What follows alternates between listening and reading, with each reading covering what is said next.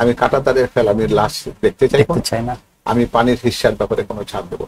আর উনি ওনার নেতাকর্মীদের জন্য যে নির্দেশনা দিয়েছেন এটিও একটা গুরুত্বপূর্ণ জিনিস। তাদের বলেছেন যে দলের মধ্যে কার কতটুকু জনপ্রিয়তা বা গ্রহণযোগ্যতা রয়েছে সেটি আমার বিবেচনা না, জনগণের কাছে কার গ্রহণযোগ্যতা বা জনপ্রিয়তা রয়েছে সেটি আমার গুরুত্বপূর্ণ বিবেচনা। একটা জাতীয় নেতা যেভাবে কথা বলতে পারে, একজন স্টেটমেন্ট যেরকম ভাবে কথা বলতে পারেন, উনি ঠিক সেই আঙ্গিকে নিজেকে উপস্থাপন করেছেন। এটা একটা অনন্য।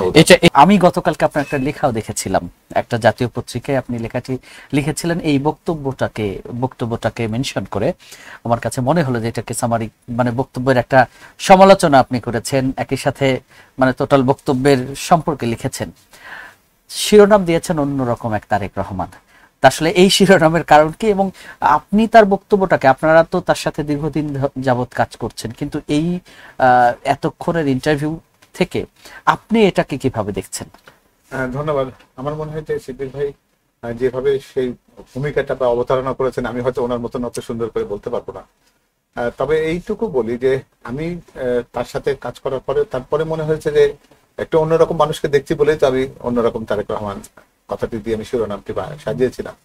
কারণ তাকে যে দেখার প্রচলিত যে ধারা আছে তার বাইরে থেকে আমার কাছে মনে হচ্ছে উনি গতকাল নিজেকে একটু ভিন্ন জায়গাতে উপস্থাপন করতে পেরেছেন। সেটার প্রথম উপলব্ধি আমার এরকম যে উনি যে দেশ থেকে অনেক দূরে আছেন এই জিনিসটা ওই বক্তব্যের কোনো জায়গাতে তার কিন্তু ছাপ নেই। অর্থাৎ তিনি যে প্রতি মুহূর্তেই বাংলাদেশের ভেতরেই আছেন, বাংলাদেশকে প্রতি মুহূর্তে তিনি তার হৃদয়ে ধারণ করছেন, সেটি তার প্রত্যেকটা বক্তব্যের ভেতর থেকে এমন ভাবে এসেছে যাতে বাংলাদেশে থেকেও যে মানুষটি বাংলাদেশ থেকে যতটুকু জানে তার চেয়ে উনি বেশি প্রাঞ্জল ভাবে বাংলাদেশ থেকে বিশ্লেষণ করেছেন। এটা তো উনি ওনার বক্তব্যে বলেছেন যে আমি 17 বছর ধরে আমার মনটা পড়ে আছে বাংলাদেশে। এটা হয়তো আমরা কথার কথা বলতে পারি, কিন্তু একটা উপস্থাপনার ভেতর থেকে সেই সত্যটাকে প্রমাণ করার যে একটা সুযোগ উনি নিয়েছেন এবং সে দক্ষতাটাকে উনি কাজে লেগেছেন, সেটাই অসাধারণ। আর অন্যান্য জায়গার মধ্যে যেটা আছে সেটা হচ্ছে যে উনি কয়েকটা জিনিস খুব গুরুত্বের সাথে বলেছেন যে ওনার কাছে গুরুত্বের জায়গায় সবার আগে বাংলাদেশ। এই কথাটি বলার সময় তিনি কিন্তু প্রথমবারে বলেছেন যে সবার আগে বাংলাদেশ, থেমে থেমে কথাটি বলেছেন, যাতে এর একটা বিশেষ একটা গুরুত্ব জনগণের কাছে পৌঁছায় যে উনি এই জায়গাতে নিছক এটি কথার কথা বলছেন, মানে এটাকে জোর দেয়া অন্তরে ধরেন, এবং এটি দুবার বলেছেন।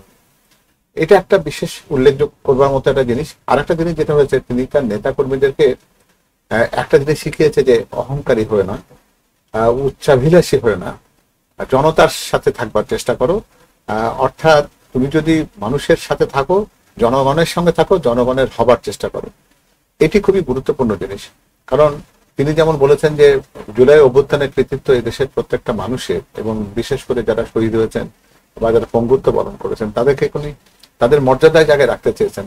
আমাদের প্রচলিত রাজনীতিতে তো কৃতিত্ব নেওয়ার একটা প্রতিযোগিতা থাকে, সেই জায়গাতে তিনি নিজেকে ভিন্ন রকম ভাবে উপস্থাপন করেছেন। আরো ছোট ছোট কিছু কিছু বিষয় আছে যেগুলোতে, যেমন প্রতিবেশীদের সাথে সম্পর্কের জায়গায় উনি কিন্তু অনেক লম্বা বক্তৃতা দেন, শুধু দুটি উদাহরণের কথা বলেছেন। সেটার ভেতর থেকে বাংলাদেশের মানুষের যে প্রত্যাশাটা সেটিকে কিন্তু উনি ধারণ করেছেন। তিনি বলেছেন আমি কাঁটাতারের ফেলানির লাশ দেখতে চাই না, আমি পানির হিস্যার ব্যাপারে কোনো ছাড় দেবো। অনেক লম্বা কথা না, কিন্তু এই কথাটাকে কিন্তু শুধুমাত্র ফেলানি কিংবা পানির হিস্যার মধ্যে রাখলে আমরা হয়তো তার বক্তব্যটাকে পুরোপুরি নিতে পারবো না। এটার একটা বিশদ একটা অঙ্গন রয়েছে, একটা ক্ষেত্র রয়েছে, এটার অধিক্ষেত্রটা অনেক বিশাল। মানে অল্প সময়ের মানে ছোট বাক্যে বলেছেন যে আমি উদাহরণস্বরূপ বলেছি। উদাহরণের মধ্যে দিয়ে ফেলানি এনেছেন যে অসম্মানকে উনি মানবেন না, আর দ্বিতীয়ত হচ্ছে অধিকারের ক্ষেত্রে উনি কোনো ছাড় দেবেন না। আর তারপরে যেটা বলেছেন, জনগণ যদি মনে করে যে তাদের এই অবস্থানটা কোন জায়গায়, সেখানে উনি বলেছেন আমি তো জনগণের ধারণার বাইরে যেতে পারবো না, আমাকে তো আমার জনগণের সঙ্গে থাকতে হবে।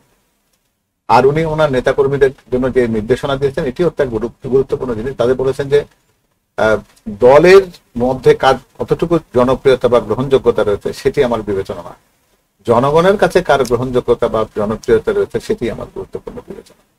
তো এই কথাগুলো প্রচলিত রাজনীতিতে আমরা দেখি। তারপরে অনেকে তাকে ছোট ছোট কিছু কিছু প্রশ্ন করেছেন, হয়তো সেটা অনেকের ক্ষেত্রে ব্যক্তিগত হতে পারে, এবং উনি 1/11 তারপর যে নির্যাতন, যে পারিবারিক যে বঞ্চনাটা হয়েছে, এটা কিন্তু উনি রাজনৈতিক দৃষ্টিভঙ্গি থেকে বলেননি। পরিবারের একটি সদস্য যেমন পরিবারের আর সদস্যদের কাছে তাদের দুঃখ এবং কষ্টের কথা যখন বর্ণনা করেন, তখন ওখানে কিন্তু প্রাপ্তির প্রত্যাশা থাকে না, ভেতরকার যে কষ্ট যন্ত্রণা যেটা প্রকৃতভাবে তার মধ্যে থাকে সেটিকে প্রকাশ করার একটা অনুভূতি। সেটাতে উনি বলেছেন যে আমার জীবিত ভাইকে রেখে এসেছিলাম, তিনি আর পৃথিবী সুস্থ মাকে রেখে এসেছি, তিনি আজকে মরণ ব্যাধিতে আক্রান্ত। এবং তার স্ত্রী এবং কন্যার ব্যাপারে বলেছেন যে তারা তাদের পেশার অধিকার থেকে বঞ্চিত হয়েছে, তাদের তারুণ্য থেকে তারা বঞ্চিত হয়েছে। এবং প্রত্যেকটি কথার ভেতর থেকে ওনার যে আন্তরিকতার যে ছাপটা আমরা দেখেছি, এটি একটা জিনিস পরিষ্কার করে দিয়েছে যে তিনি যে কথাটি বলেন সে কথাটি অন্তর দিয়ে বলেন, উনি যেটা বিশ্বাস করেন সে কথাটি বলেছেন।